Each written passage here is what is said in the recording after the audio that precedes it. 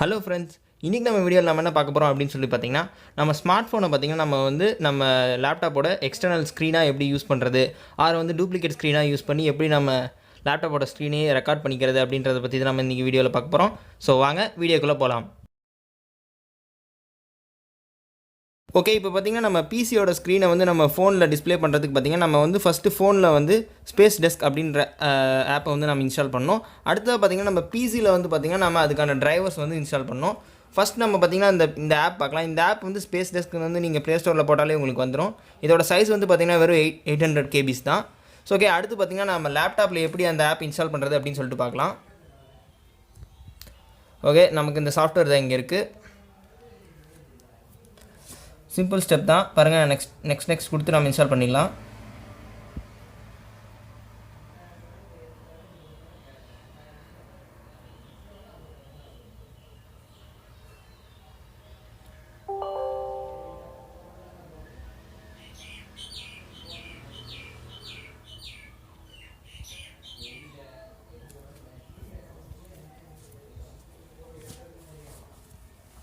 So பார்த்திங்கன்னா நமக்கு இந்த டிரைவர் இன்ஸ்டால் ஆகும்போதே பார்த்திங்கன்னா நம்ம சிஸ்டம் டிஸ்பிளேலாம் பிளிங்க் ஆகும். ஸோ இது எதுக்கு அப்படின்னு சொல்லி பார்த்திங்கன்னா அந்த டிஸ்பிளே டிரைவர் சிஸ்டத்தில் இன்ஸ்டால் ஆகிடுச்சு அப்படின்றதுக்காக தான்.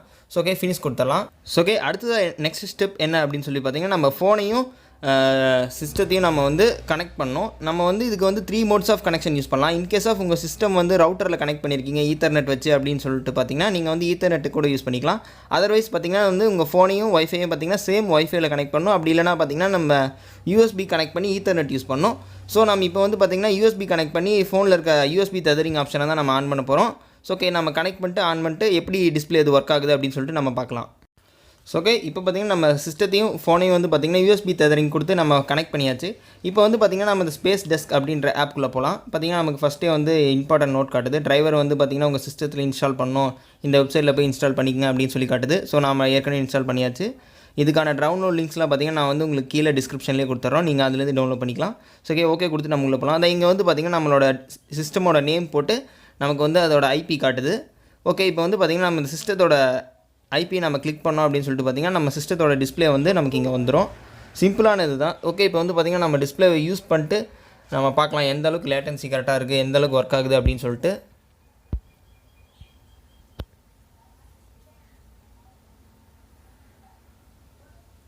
ஸோ பார்த்திங்கன்னா நார்மலாக ஒரு ஒயர்டு கனெக்ஷனில் ஒரு நார்மல் டிஸ்பிளே கனெக்ட் பண்ணால் எப்படி ஒர்க் ஆகுமோ அதே மாதிரி தான் ஒர்க் ஆகுது. இதுலேயே பார்த்திங்கன்னா நமக்கு டிஸ்பிளேயோட எல்லா ஆப்ஷன்ஸுமே நமக்கு சப்போர்ட் பண்ணும்.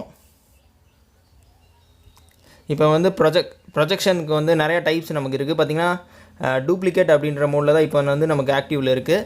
இப்போ அதுவே பார்த்திங்கன்னா நமக்கு எக்ஸ்டெண்ட் அப்படின்ற ஆப்ஷன் நம்ம கொடுத்தோம் அப்படின்னு சொல்லிட்டு பார்த்திங்கன்னா நம்ம பிசியோட ஸ்க்ரீன் நமக்கு எக்ஸ்டெண்ட் ஆகிடும். இப்போ நான் பார்த்திங்கன்னா ஒரு சாஃப்ட்வேர் ஓப்பன் பண்ணி அதை நான் என்னோடய செகண்ட் ஸ்க்ரீனுக்கு நான் ஓப்பன் பண்ணி வைக்கிறேன். ஸோ பார்த்திங்கன்னா நம்ம அந்த சாஃப்ட்வேர் நம்ம செகண்ட் ஸ்க்ரீனுக்கு ஓப்பன் பண்ணி வச்சுருக்கோம். ஸோ இந்த மாதிரி நம்ம யூஸ் பண்ணிக்கலாம். இதுலேயே நம்ம எப்படி ரெக்கார்ட் பண்ணுறது அப்படின்னு சொல்லிட்டு பார்த்திங்கன்னா நம்ம பிசியோட ஸ்க்ரீனை ரெக்கார்ட் பண்ணோம் அப்படின்னு சொல்லிட்டு பார்த்திங்கன்னா நீங்கள் டூப்ளிகேட் மோட் ஆன் பண்ணிட்டு உங்களோட டிஸ்பிளே இந்த செகண்ட் டிஸ்பிளே கொண்டு வந்துட்டு நம்ம ஃபோனில் நார்மலாக ரெக்கார்ட் பண்ணும்போது நம்ம ஃபோன் அந்தளவுக்கு ஹேங் ஆகுது. ஸோ நம்ம சம் லோயர் அண்ட் பிசிஸில் பார்த்திங்கன்னா நம்ம ஸ்க்ரீன் ரெக்கார்ட் போட்டோம் அப்படின்னு சொல்லி பார்த்திங்கன்னா சிஸ்டம் ஹேங் ஆக ஸ்டார்ட் பண்ணிவிடும். அதனால் இந்த மெத்தட் ரொம்ப ஈஸியாக இருக்கும் அப்படின்னு சொல்லி நம்ம பார்க்கலாம். ஸோ ஓகே, அடுத்ததாக பார்த்திங்கன்னா இப்போ இந்த ஆப்பில் ஒரு சின்ன ப்ராப்ளம் இருக்குது. ஒரு சில பிசிஸில் பார்த்திங்கன்னா உங்களுக்கு கரெக்டாக ஒர்க் ஆகாது. அந்த மாதிரி டைமில் நீங்கள் என்ன பண்ணணும் அப்படின்னு சொல்லிட்டு பார்த்திங்கன்னா இங்கே செட்டிங்ஸ் போனீங்கன்னா நமக்கு டிஸ்பிளேக்கான ஒரு செட்டிங்ஸ் ஆப்ஷன் இருக்கும். இதில் பார்த்திங்கன்னா நமக்கு ரெசல்யூஷன் இருக்கும். இதில் பார்த்திங்கன்னா நான் கஸ்டம் ரெசல்யூஷன் கொடுத்துருக்கேன். என்னோடய ஃபோனோட ரெசல்யூஷனும் நான் கரெக்டாக கொடுத்துருக்கேன். ஃபோனோட ரெசல்யூஷனும் இந்த டிஸ்பிளே லேப்டாப் டிஸ்பிளேயோட ரெசல்யூஷனும் ஒன்றா இருக்கிறனால பார்த்திங்கன்னா நமக்கு டிஸ்பிளே ஆப்ஷன்ஸ்லாம் கரெக்டாக ஒர்க் ஆகுது. ஒரு சில லேப்டாப்ஸில் பார்த்திங்கன்னா நமக்கு டூப்ளிகேட் ஆப்ஷன்ஸ் ஒர்க் ஆகாது. அந்த மாதிரி டைமில் நீங்கள் பிசியோட ஸ்க்ரீனை கண்டிப்பாக ரெக்கார்ட் பண்ணோம் அப்படின்ற டைமில் பார்த்திங்கன்னா எக்ஸ்டெண்டட் டிஸ்பிளே மட்டும் ஒர்க் ஆகிற மாதிரி ஒரு ஆப்ஷன் லாஸ்ட்டாக இருக்கும். அதை நீங்கள் யூஸ் பண்ணி கனெக்ட் பண்ணிக்கலாம். ஸோ அவ்வளோதான் இந்த வீடியோ உங்களுக்கு பிடிச்சிருந்துச்சுன்னா லைக் பண்ணிக்கோங்க. நம்ம சேனலுக்கு மறக்காமல் சப்ஸ்கிரைப் பண்ணிடுங்க. தேங்க்யூ ஃபார் வாட்சிங்.